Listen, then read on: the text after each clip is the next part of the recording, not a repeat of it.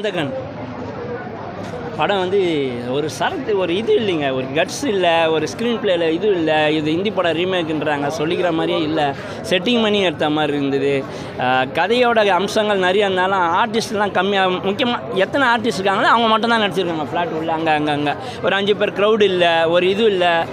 பார்க்கவே கஷ்டமாக இருந்தது. ஃபஸ்ட் ஹாஃப்லாம் ரொம்ப லாகாக இருந்தது. செகண்ட் ஹாஃப் அவர் கண்ணு இருக்குதா கண்ணு இல்லையா, இல்லை கண்ணு போனதுக்கான காரணம் அதையும் சரியாக சொல்லலை. லாஸ்ட்டாக கண்ணு இல்லாமல் நினச்சிட்டு போகிறப்போ அது திருப்பி அடிக்கிற மாதிரி ட்விஸ்ட்டு வைக்கிறதுலாம் வந்து கஷ்டமாக இருக்குது. பேசாமல் இவர் வேறு யாருக்குன்னா படம் பண்ணியிருக்கலாம், அவரும் ப்ரொடியூசர் வேறு யாருன்னா இப்போ ஆளை வச்சு பண்ணியிருக்கலாம் இந்த படம் அப்படின்ற மாதிரி தோணுது. எதுக்கு இவங்க அப்பாவே இந்த படத்தை பண்ணார், வேறு யாருன்னா ப்ரொடியூசர் டைரக்ஷன் பண்ணியிருந்தால் நல்லா இருந்திருக்குமோ அப்படின்ற மாதிரி. கதை ஹிந்தி கதைன்றாங்க. ஹிந்திக்காரன் வெள்ளையாக இருக்கவன் போய் சொல்ல மாட்டான். ஹிந்திக்காரன் எடுத்த கதையெல்லாம் வந்து நல்லா இருக்கும்னு நம்ம சொல்லவே முடியாது. அப்படின்னு தெரிஞ்சுதான் இந்த ஊரில் பாதி பேர் ஹிந்தி பேசணும் சுற்றின்னு இருப்பான். அந்த அவனுங்களே இங்கே வந்து தமிழ் கற்றுன்னு போய் அவங்க ஊரில் போயிச்சுன்னுக்கிறாங்க. ஹிந்தி கதையை எடுத்துன்னு வந்துட்டு இங்கே தமிழ் ஆடியன்ஸுக்கு பிடிக்குமானா சத்தியமாக பிடிக்காது. இன்னொன்று இவர் 30 வருஷத்துக்கு பழமையானவர். இவர் வந்து இப்போ டைரக்ஷன் பண்ணால் இப்போ இருக்கிறதுக்கு அந்த கதைக்கும் அதுக்கும் செட் ஆகலை.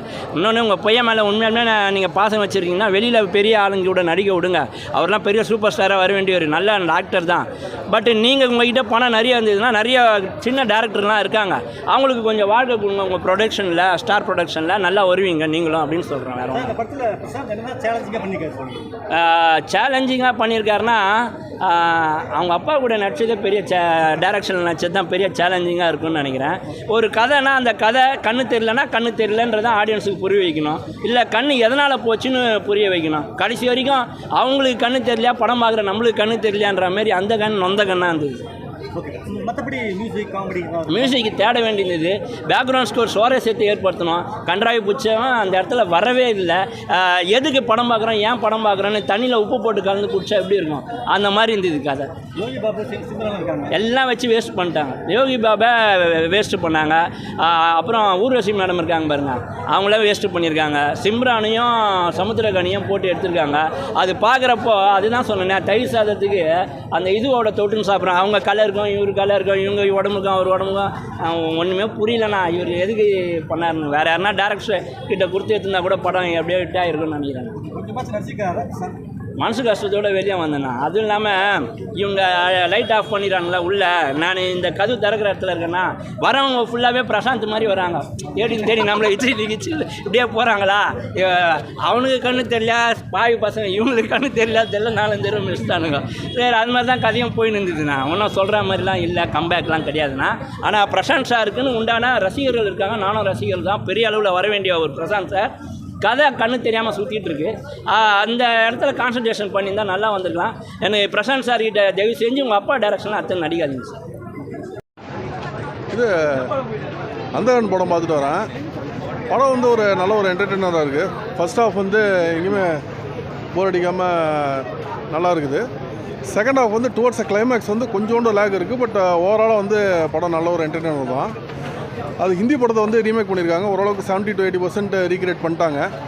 ஓப்பனிங் சீனில் வந்து ஒரு முயலை வந்து சுடுற மாதிரி வரும். நம்ம ஊரில் அந்த முயலாம் கிடையாது, கொஞ்சம் மாற்றி எடுத்துருக்கலாம். இன்னொன்று அதோட கிராஃபிக்ஸும் ரொம்ப ஆர்டிஃபிஷியலாக இருந்து.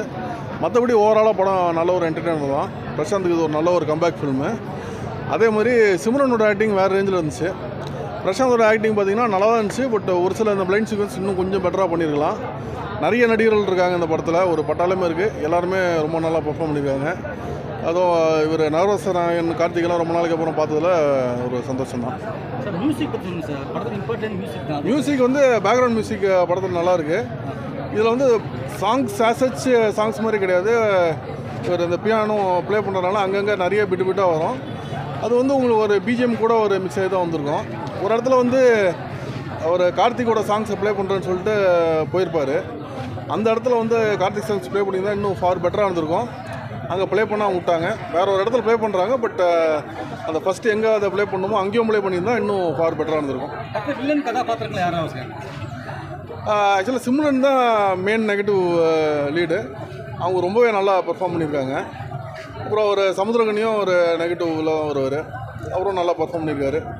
ஓவராலாக இது வந்து நல்ல ஒரு ரீக்ரியேட் பண்ணியிருக்காங்க. ஒரு 70 to 80% ஒரிஜினல் ரீக்ரியேட் பண்ணுறாங்க. நல்லா இருக்கு படம். நிறைய ஆடியன்ஸ் நல்லா இல்லைங்கிறதுக்கான ரீசன் என்ன சார்? என்ன மாதிரி ரீசன்? மற்றவங்க நல்லா இல்லைன்னு சொன்னதுக்கு நான் வந்து பதில் சொல்ல முடியாது. உங்களுக்கு என்ன சார்? ஒவ்வொருத்தவங்க ஒவ்வொரு பார்வை. என்ன பொறுத்த வரைக்கும் நான் ஆக்சுவலாக ஒரிஜினல் பார்த்துட்டேன். நான் பார்த்ததுக்கப்புறமும் அது பார்த்து பல வருஷம் அது பார்த்ததுக்கப்புறமும் எனக்கு இந்த படம் வந்து எங்கேயுமே போர் அடிக்கலை, லேகால இன்ட்ரெஸ்டிங்காக தான் இருந்துச்சு. ஸோ ப்ராப்ளி அவங்க வந்து ரொம்ப ஓவர் கமர்ஷியல் சினிமா எதிர்பார்க்கலாம். இந்த படம் வந்து ஒரு கதை ஓரியன்ட் படம், உண்மையிலே நல்லாயிருக்கு. கண்டிப்பாக ஒரு என்டர்டெயின்மெண்ட்டான படம் தான், எங்கேயுமே போர் அடிக்கலை. ஓகே, கதாநாயகனுக்கு கண்ணு இதுக்கு முன்னாடி இப்படி ஒரு கேரக்டரில் அவங்க நடித்து நம்ம பார்த்தது கிடையாது. இப்போ வந்து புதுசாக இருக்குது அவங்க ஆக்டிங், நல்லா இருக்கு. பிரசாந்த் சார் வந்து படத்து ஃபுல்லாமே பிளைண்டாகவே இருக்காருல்ல? இல்லை, அப்படியெல்லாம் ஒன்றும் இல்லை. பிளைண்டாக இருக்க மாதிரி காட்டுறாங்க, ஆனால் பிளைண்டாக இல்லை.